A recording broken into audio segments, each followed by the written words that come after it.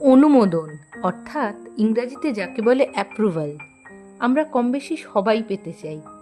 কখনো সমাজের থেকে, কখনো প্রিয় মানুষটির থেকে, আবার কখনো কর্মক্ষেত্রে। খুব মনে পড়ে ছোটবেলায় আমরা অনেকেই টিচারের চোখে ভালো হবার একটা প্রবল চেষ্টা চালাতাম।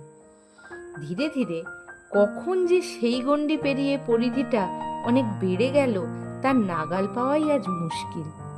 এ যেন এক নেশার মতো।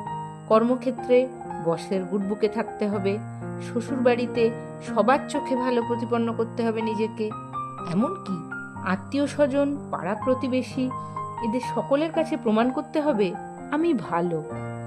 কেন বস, এত চাপ নেব কেন?